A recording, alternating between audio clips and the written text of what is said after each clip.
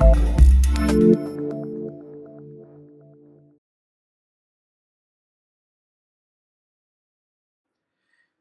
सबसे पहले इन दोनों फील्ड्स वाले view spending by date wise हम लोग कर रहे हैं। तो पहले इन दोनों फील्ड्स से वैल्यू गेट करेंगे और इस बटन पे फिर इवेंट हैंडलिंग करेंगे। इस बटन की इवेंट हैंडलिंग में इन दोनों की वैल्यू गेट करेंगे और फिर आगे। तो इन दोनों फील्ड के नाम क्या है? तो इस फील्ड का नाम है जे डेट यूजर 1 और इसका नाम है जे डेट यूजर 2। तो मैंने वेरिएबल नेम चेंज कर लिया क्योंकि इतना बड़ा नाम यूज मैं नहीं करूंगा। इसका नाम मैंने कर दिया D1 और इसका नाम कर दिया मैंने D2। तो D1 D2 से वैल्यू गेट करेंगे और इस वाले और स्टेबल का नाम क्या है? स्टेबल का नाम है J table 1 and let's make it to table 1। ये टेबल 1 हो जाएगा, टेबल 2 हो जाएगा। और टोटल जो है इस वाली वैल्यू में डिस्प्ले होगा तो इसका नाम कर देते हैं टोटल 1। टोटल 1 क्या? Total amount 1। जैसे कि इसका नाम हो जाएगा टोटल अमाउंट 2। तो चलिए इनके नाम बाद में सेट कर लेंगे, अभी इनका हो गया। तो दोनों वैल्यू हो गई, इन दोनों फील्ड्स की वैल्यू गेट करें सर्च बटन पे।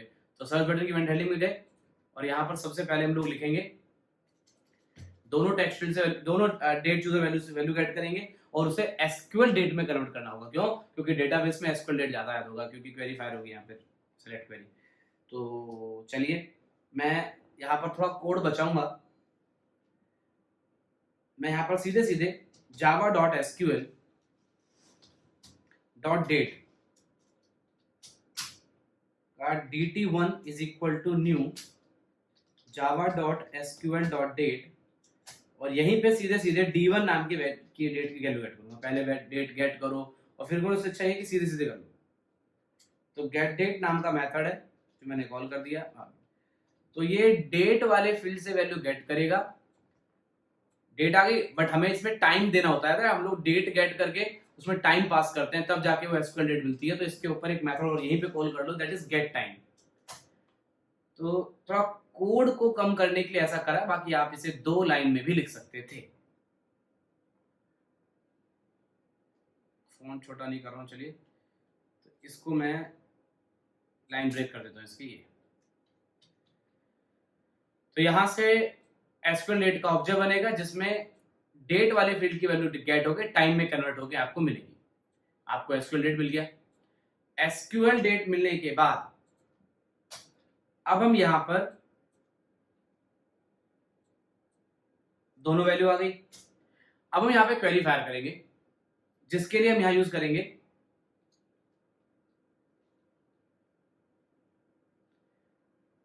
Try catch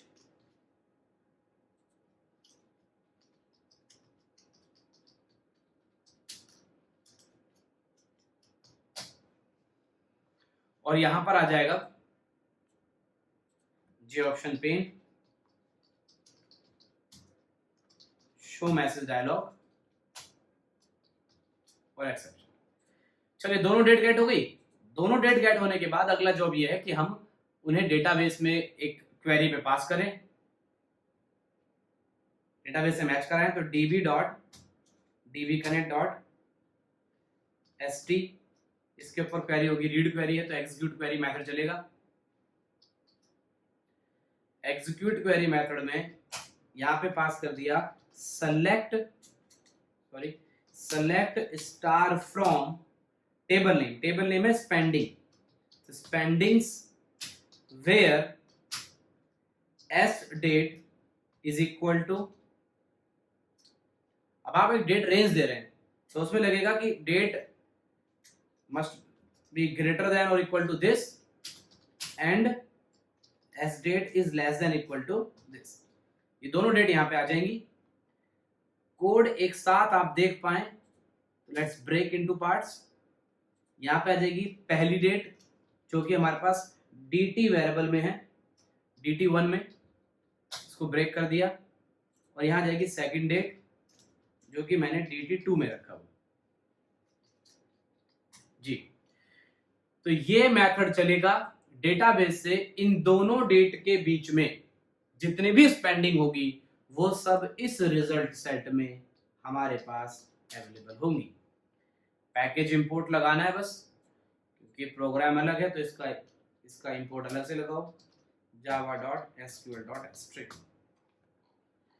back to the code, values get हो गई, रिजल्ट सेट आ गया। अब आपको पता है कि रिजल्ट सेट में जब वैल्यू आ जाए तो टेबल में बस डिस्प्ले करना, पुराना डेटा टेबल में जो भी होगा वो हटाएंगे और नया डेटा इसमें डालेंगे, क्योंकि आप हर बार जितनी बार सर्च करें उतनी बार आपको उन्हीं डेट के हिसाब से वैल्यू मिले जो आपने चूज करी है। तो इसके लिए हमारे पास फंडा सिंपल है।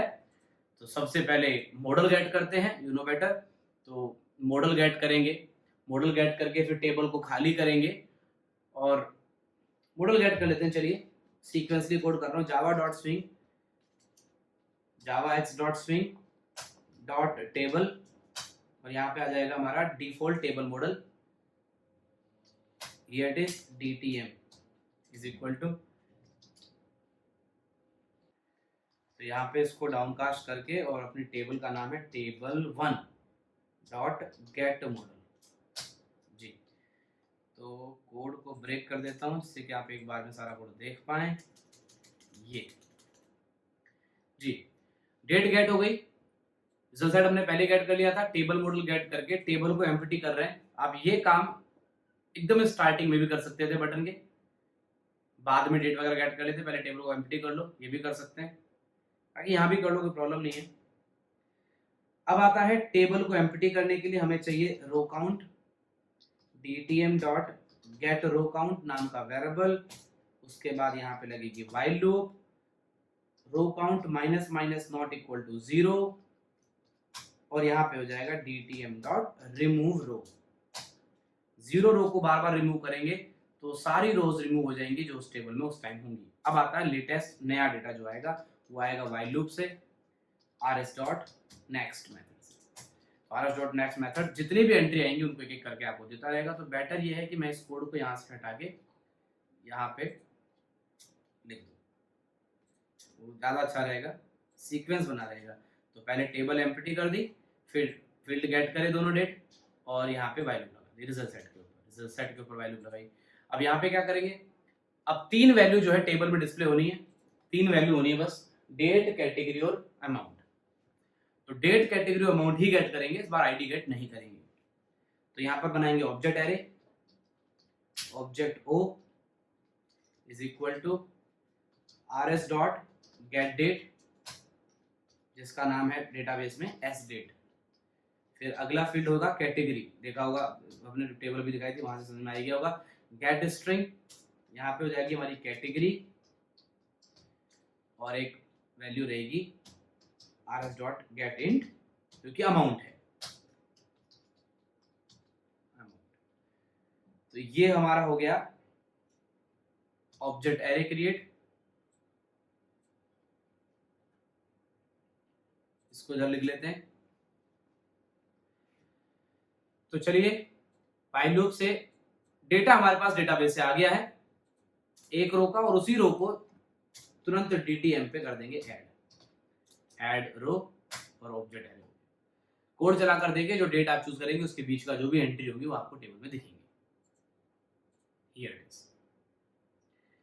अब यहाँ पे आपने डेट चूज करी, भाई मेरे को जो है 10 तारीख से 29 तारीख तक का डेटा देखना है, तो ये इस बटन से आपको 10 तारीख से और 29 तारीख के बीच का डेटा दिख रहा है।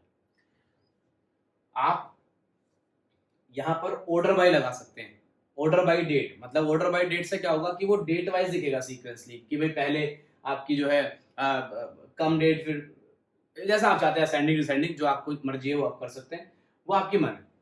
उसके लिए हम लोग क्वेरी में एक फील्ड एक और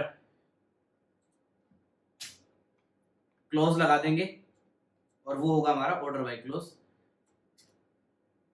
तो यहाँ पे ऑर्डर बाय लगा देते हैं, ऑर्डर स्पेस बाय, फील्ड का नाम इस वाले फील्ड के ब्याज में होगा और कैसे, असेंडिंग या डिसेंडिंग।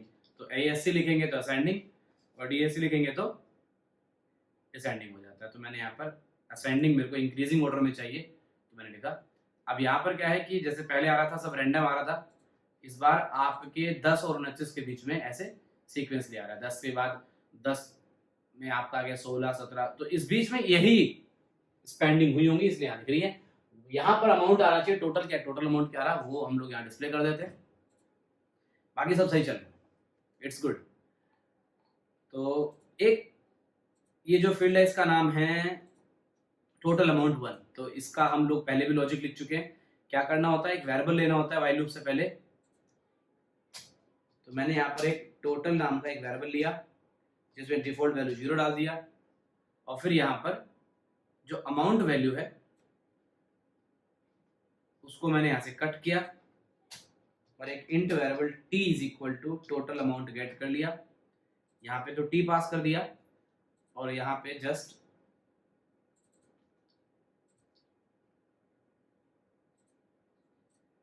यहाँ पे total plus is equal to t, जिससे कि टोटल में वैल्यू अपने आप ऐड होती रहे जो भी यहाँ पे अमाउंट आया। और व्हाइल लूप के बाद जो वेरिएबल था उसका नाम था total amount 1 dot set text, और यहाँ लिख देंगे अपना टोटल जो हमारे पास वेरिएबल है प्लस स्ट्रिंग। तो इस तरीके से आप एक पर्टिकुलर डेट के बीच में 9 तारीख से 29 के बीच में क्या अमाउंट है, तो दिखा रहा है कि 1879 आपकी वैल्यू है जो आपको दिख रही है। तो इतना अमाउंट आपने जो है इस बीच में सर्च कर। तो ये अप्रैल 9 से 29 अप्रैल तक का डेटा आ रहा है, देख सकते हैं। एडिटेबल नहीं रखा गया केवल व्यू के लिए। छोटी सी गलती इसमें बस यही हो रखी है कि भाई आप जो है आगे की डेट भी सिलेक्ट कर सकते हैं, जो कि पॉसिबल नहीं है। तो आप, और इसमें एक छोटी प्रॉब्लम ये भी है कि जैसे ही मैं यहाँ पे कोई डेट चूज करा, मैंने मान ली 17 करा, तो फ्रॉम 17 से अब 17 से आगे की सेलेक्ट होगी ना 25 वगैरह। अब मान लीजिए 17 से 1 अप्रैल के बीच में थोड़ा होता है, 1 अप्रैल से 17 होता है। तो ये भी होना चाहिए कि मैं अगर यहाँ पे इस वाले डेट चूजर में कोई डेट सेलेक्ट कर दूं पहले वाले में, तो अगले डेट चूजर का जो रेंज होगा वो उस डेट से आगे का होगा। आप जो डेट यहां चूज कर ली है उससे आगे की डेट यहां चूज कर सकते हैं, और करंट डेट से आगे की नहीं कर सकते हैं। ये मैं इसमें कंडीशन लगाऊंगा। इसके लिए सिंपल सा इवेंट हैंडलिंग इन्वॉल्व होगा और कंस्ट्रक्टर में कोड। तो सबसे पहले तो मैं चाहता हूं कि जब मेरा ये फ्रेम ओपन हो, एक और चीज मैं चाहता हूं कि जब मेरा ये फ्रेम ओपन हो, और ये चीज तो मुझे उसमें भी लगानी थी स्पेंडिंग ट्रैकर वाले फ्रेम पे भी, कि जैसे फ्रेम ओपन हो तो करंट डेट आ जाए पहले तो, कि बाय डिफॉल्ट करंट डेट आ जाए, जिससे कि जब बटन प्रेस हो तो कोई सेम डे की तो स्पेंडिंग हम देख सकें डायरेक्टली। तो बाय डिफॉल्ट आए करंट डेट, वो कैसे होता है? तो उसके लिए हम लोग यहाँ पे लिखेंगे कंस्ट्रक्टर में d1 नाम है ना उसका, तो d1 डॉट सेट डेट, और यहां पास कर देंगे new Java dot util dot date का ऑब्जेक्ट। ये तो हो गया करंट डेट के लिए, और यही सेम d1 में हमने पास कर दिया,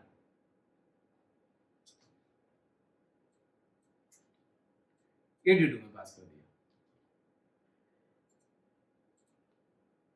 तो करंट डेट आ रही है बाय डिफॉल्ट। अब मैं चाह रहा हूं कि जैसे मैं यहाँ पे कोई डेट सेलेक्ट करूं 10 करूं, तो यहाँ पे ऑटोमेटिकली, अब यहाँ पे ऑटोमेटिकली क्या आ जाए, जो डेट आप यहाँ सेलेक्ट करेंगे उसी डेट के बिहाफ की आगे तक की डेट यहाँ पे सेलेक्ट कर सको, 10 से आगे कर सकते हो, पीछे नहीं कर सके। ऐसा कैसे होगा? तो उसके लिए हमें इस वाले डेट चूजर के इवेंट में जाइए, और वो है property change event. Property change event जो है हमारा इन्वोक होगा जब इसका कोई भी डेट चेंज करते हो, तो ये इवेंट इन्वोक होता है।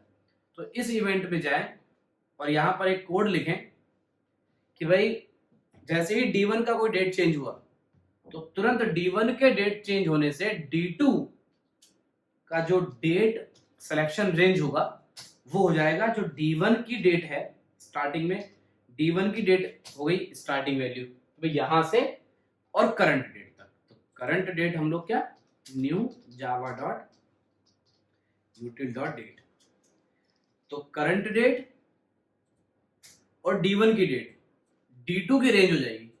अब रन करा कर देखिए, तो अब क्या हो रहा है कि जैसे मैं यहां पर 10 कर रहा हूं, तो 10 करते ही इसकी सेलेक्टेबल रेंज हो गई है। अब यहाँ 29 जरूर आ रहा है, लेकिन आप इसको जो ओपन करेंगे आप देखेंगे 10 के बाद ही सिलेक्ट कर सकते हो, 10 से पहले कर नहीं सकते, और करंट डेट के बाद नहीं कर सकते। तो अभी इसी बीच में ही आपको सिलेक्ट करना पड़ेगा।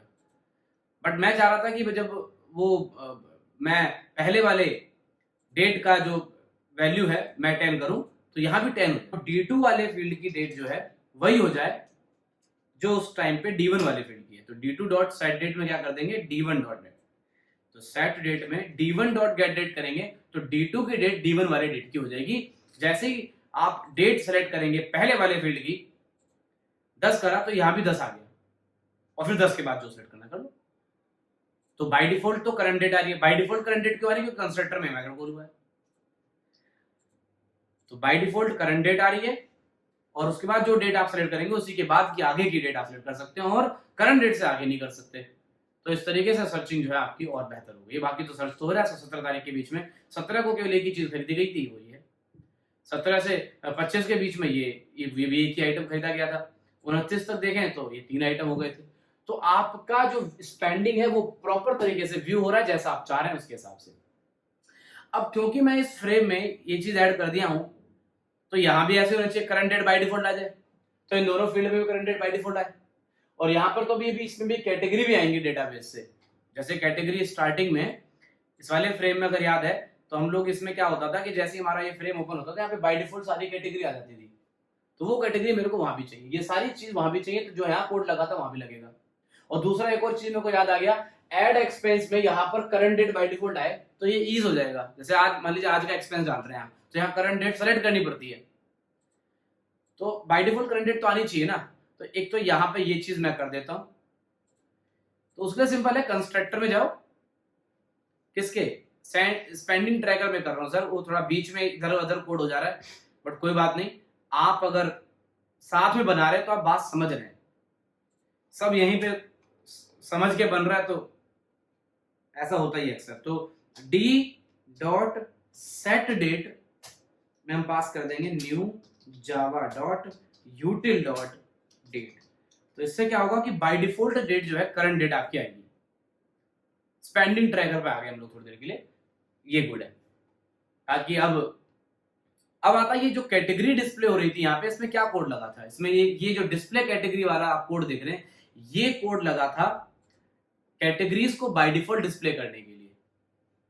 जो कैटेगरीज आप देख रहे हैं इसके लिए डिस्प्ले कैटेगरी लगा था, जैसे कि डेटाबेस की सारी कैटेगरी आती थी। लेकिन यहाँ पर कोड ज्यादा था, ज्यादा मतलब यहाँ पर कोड ये था कि जैसे ही फ्रेम ओपन होगा तो सारी कैटेगरी आ जाएंगी और उसके बाद ऐड न्यू कैटेगरी पे जाएंगे तो नई कैटेगरी आप ऐड करेंगे तो वो रिफ्रेश बटन से रिफ्रेश करेगा, एग्जिस्टिंग सारी एंट्रीज को हटाएगा, फिर नई ऐड करेगा। ये सब था, इतना जरूरत नहीं है हमें इस पे, क्योंकि इस वाले फ्रेम में केवल ये जो इसमें बस जितनी भी डेटाबेस से आई है वो यहाँ दिख जाए बस। यहाँ पर कोई नई कैटेगरी ऐड करने का ऑप्शन नहीं रखा गया है। तो चलिए इसका नाम पहले चेंज कर लेते हैं। तो इसका नाम रहेगा कैटेगरी ही नाम रख देते हैं इसका। तो इस फील्ड का नाम हो गया कैटेगरी। इस वाले फील्ड का नाम हो जाएगा D1, तो उसका रखा ही था तो उसका कर देंगे DD1 या DT1 तो उसका रखा था। चलिए DD1 कोई दिक्कत नहीं है, वेरिएबल नेम आपकी चॉइस के होते हैं, जो अच्छा लगे यूज करिए। DD2 और इस वाले का नाम हो जाएगा इट्स टोटल अमाउंट 2। तो टोटल में ये थोड़ा सा P लिख दिया गलती से, टोटल अमाउंट 2। ये हमारे पास टेबल का नाम है टेबल 2। चलिए वेरिएबल नेम सबके फिक्स हो गए। अब बस सबसे पहले तो कंस्ट्रक्टर से यहाँ वैल्यू कैसे आएगी? तो पहले तो कंस्ट्रक्टर में चलो, कंस्ट्रक्टर में यहाँ पर सीधे कोड कर दो, या फिर एक काम करो मेथड जैसे हम लोग जो यूज कर रहे हैं तरीका कि पहले एक मेथड बनाएंगे private word display categories, display category नाम का मेथड, और यहाँ कोड करेंगे और इस फंक्शन को कॉल कर लेंगे कंस्ट्रक्टर से। यहाँ पे क्या कोड होगा? यहाँ पे सिंपल डेटाबेस से क्वेरी फायर होगी, डेटाबेस से डेटा आएगा और फिर एक व्हाइल लूप के थ्रू सारा डेटा हमारे कैटेगरी वाले फील्ड पे चला जाएगा। तो उसके लिए मैं यहाँ पे रिजल्ट सेट लगाऊंगा। पहले तो result set rs is equal to db dot db connect dot st डॉट एग्जीक्यूट क्वेरी, और यहाँ पे आएगी एसक्यूएल क्वेरी क्या है, select star from category underscore info. तो टेबल का सारा डेटा जो है रिजल्ट सेट में आ जाएगा। किस चीज की रिक्वायरमेंट है? ट्राई कैच की रिक्वायरमेंट है, तो मैंने ट्राई कैच यहाँ पे लगा दिया। तो जैसे ही ये मेथड चलेगा तो डेटाबेस से डेटा आ गया। अब डेटा आ गया तो यहाँ पे व्हाइल लूप लगाइए और यहाँ लिखिए rs डॉट नेक्स्ट। तो जो भी उस टाइम पे कैटेगरीज होंगी वो सारी कैटेगरी नाम का जो वेरिएबल बनाया था अभी उसके अंदर ऐड आइटम नाम का मेथड होता है, बताया था मैंने आपको, और उसमें जो है rs dot gate string category column का जो नाम है वैल्यू डाल, तो ये लूप चलेगी और आपके उस फील्ड में सारी वैल्यूज डेटाबेस से आ चुकी है। इतनी कैटेगरीज हैं तो आप इनमें से किसी भी कैटेगरी के बिहाफ में सर्चिंग कर सकते हैं। करंट डेट यहाँ भी डिस्प्ले होनी चाहिए जैसा यहाँ हो रही थी, तो उसके लिए सिंपल जैसे D1 और D2 के ऊपर आपने मेथड कॉल करा है तो ऐसा ही मेथड आप यहाँ पे DD1 पे और DD2 पे कर सकते हैं। डीबग नहीं करना है, we are not testing the application, तो गलती से डीबग हो गया, बाकी आउटपुट आपने देखा ही होगा उससे आता ही है। रन करा कर देखिए प्रॉपर। अब आता है सर्च बटन की। सर्च बटन पे जैसे यहाँ पे सर्च बटन पे दोनों डेट गेट करके उन्हें डेटाबेस से मैच कराकर टेबल में डिस्प्ले करा था, वैसे सेम यहाँ भी होगा। तो ये डेट वाला जैसे यहाँ पे लगाया था पहले ही लगा लेते हैं, ठीक है, अभी सर्च के बटन बाद में कर लेंगे इकट्ठा। तो दोनों में से जो डेट का कंडीशन लगा था कि भैया इसको सेलेक्ट करेंगे तो इससे आगे की डेट आगे सेलेक्ट होगी, जैसे वहां पे लगाया था सेम यहाँ भी लगा देते हैं। तो उसके लिए इवेंट हैंडलिंग करनी होती है, आपको पता है। तो हम लोग फ्रॉम वाले पे जाएंगे, कौन सा इवेंट, प्रॉपर्टी चेंज पे, और प्रॉपर्टी चेंज इवेंट में dd2 dot set selectable range, जो dd1 की डेट है वो गेट करो क्योंकि उससे आगे ही डेट सेलेक्ट होगी, और यहाँ पे पास कर दो करंट डेट क्योंकि करंट डेट से आगे का आप सर्च नहीं कर सकते।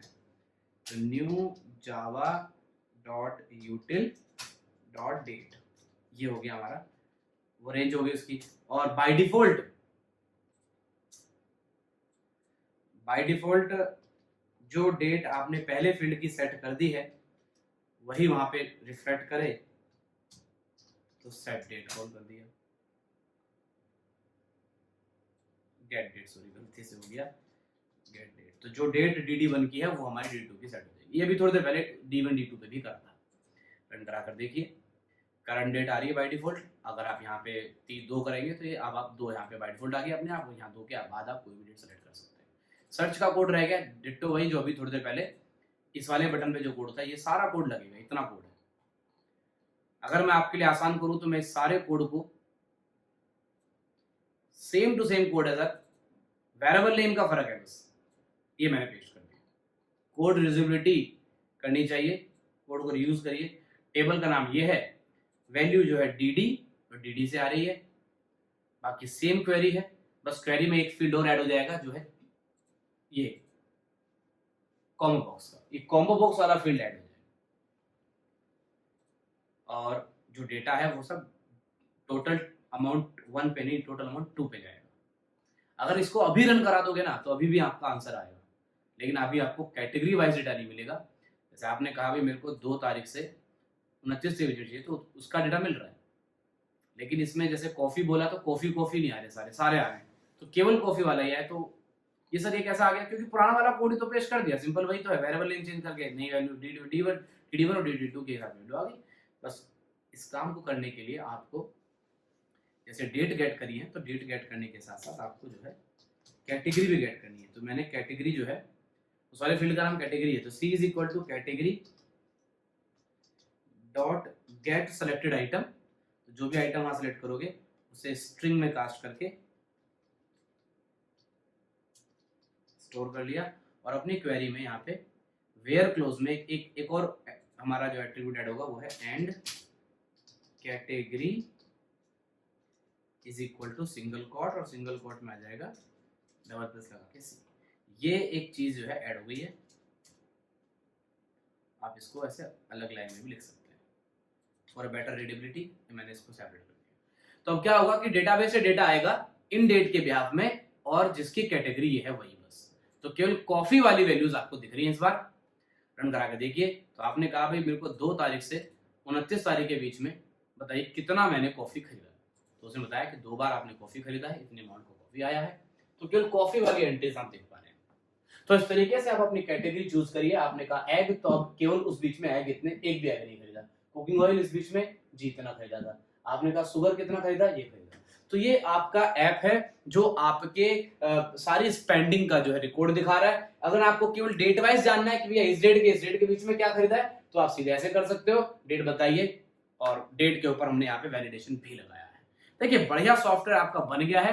एक बार इस सारे सॉफ्टवेयर को रन कराते हैं इन सिंगल को, तो जैसे सॉफ्टवेयर ओपन हुआ तो यहाँ पे आपकी कैटेगरीज डेटाबेस से आ गई, आप नई कैटेगरी ऐड कर सकते हैं। अगर आपको मन है एक और कैटेगरी ऐड करने का, लाइक मैं एक कैटेगरी ऐड कर रहा हूँ यहाँ पे, जिसमें मैंने डाल दिया टोमेटो। तो मैंने टोमेटो डाल दिया और मैंने कहा कि भैया टोमेटो भी जो है वहाँ दिखना चाहिए, तो टोमेटो भी आपको यहाँ रिफ्रेश करना पड़ता है, रिफ्रेश का टोमेटो भी आ गया। अब मैंने कहा भाई मैं जो है 29 तारीख को, या मैंने जो है यहाँ पे 28 तारीख को कुछ 100 रुपए के टोमेटो खरीदे, तो टोमेटो आ गए।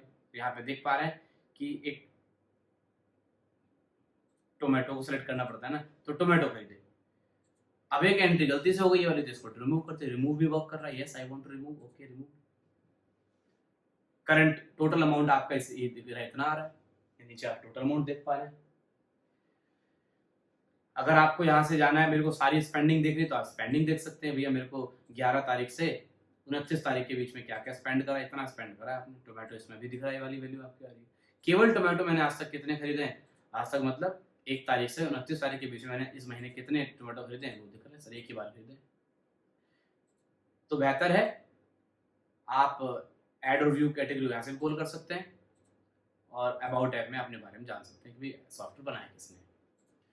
तो ये पूरा सॉफ्टवेयर है। अभी इस सॉफ्टवेयर में कुछ प्रॉब्लम्स हैं, जैसे कि हमने इस प्रोजेक्ट में टोटल इतने फ्रेम बनाए। अब यहाँ पे क्या आप डायरेक्टली, अभी क्या नेटबीन्स में है तो डायरेक्टली कैटेगरी रन कर सकते हो आप। भाई डायरेक्टली कैटेगरी रन हो रहा था जब तक ये बन रहा था सॉफ्टवेयर। जब ये प्रोजेक्ट सारा बन जाता है, जब पूरा प्रोजेक्ट बन जाता है, तो एक चीज हमेशा करिए, अभी तो मैं इसका सेटअप भी बनाऊंगा। ऐसा बनाऊंगा कि नेटबीन्स ओपन कर, क्योंकि क्लाइंट को तो ना नेटबीन्स है, मान लीजिए किसी को आपने दिया सॉफ्टवेयर कि मेरा सॉफ्टवेयर करो, तो ना उसे उसके कंप्यूटर में नेटबीन्स डालोगे, तो बेटर है कि हम इसका पूरा सेटअप वेटअप बनाएं। अब जब सेटअप बनाते हैं तो उससे पहले क्या करिए, अपने प्रोजेक्ट के जितने भी फ्रेम हैं, जितने भी प्रोग्राम हैं, अगर उनमें मल्टीपल प्रोग्राम्स को डायरेक्टली रन करने के लिए मेन मेथड ऐड हुआ था, बिल्कुल हुआ, इसे प्ले बटन देगा, सब में मेन है, तो मेन इस पूरे प्रोजेक्ट में किसी एक फाइल में होगा जिसे आप चूज करेंगे। तो मैं चाह रहा हूं कि मेरे प्रोजेक्ट का जो एंट्री पॉइंट है वो स्पेंडिंग ट्रैकर से स्टार्ट होता है, तो इन दोनों फ्रेम के मेन मेथड को हटा दीजिए, ये बेहतर रहता है, सेफ रहता है। बाकी अगर नहीं भी हटाएंगे तो रन तो तब भी करेगा, लेकिन बेटर है कि आप बात समझें और ये करें। तो मैंने कैटेगरी वाले फ्रेम से मेन हटा दिया, क्योंकि मैं नहीं चाहता कि कोई भी कैटेगरी को डायरेक्टली रन करे। कैटेगरी का मेन मेथड का कोड ये रहा, इसको रिमूव कर दिया। इसको रिमूव करने के बाद आप देखा कि प्ले बटन जो उसमें ऑप्शन है हट गया। अब आप राइट क्लिक करके उसको रन नहीं कर सकते, रन भी करोगे एरर दे देगा, नहीं भी नहीं। और मैं नहीं चाहता ऐसा हो, क्योंकि डायरेक्टली कैटेगरी को रन करना इज नॉट अ सेंस। अब वो मेन्यू से रन होगा ना, जैसे व्यू स्पेंडिंग वाला भी मेन्यू से रन होगा। तो हमारे प्रोजेक्ट में अब इसका मत हटा देना मेन, ये तो चाहिए सर, ये एक एंट्री पॉइंट तो रहेगा। ऐप को रन कराइए, स्पेंडिंग ट्रैकर ओपन होता है, यहाँ से आपका सब चल रहा है। ये हमारा ये फ्रेम खुला, ये हमारा यहाँ से कैटेगरी वाला फ्रेम खुल रहा है, एवरीथिंग इज वर्किंग फाइन। बाकी ये एक मेन मेथड को रिमूव करने का काम करेगा। अब आता है आगे। अब सर ये सॉफ्टवेयर हमारा बन गया है, नेटबीन्स के देखें तो नेटबीन्स का काम खत्म। अब इसका सेटअप वगैरह कैसे बनाते हैं वो जान लेते हैं। अगर वीडियो पसंद आई तो please like the video, subscribe my channel. Thank you so much, bye bye.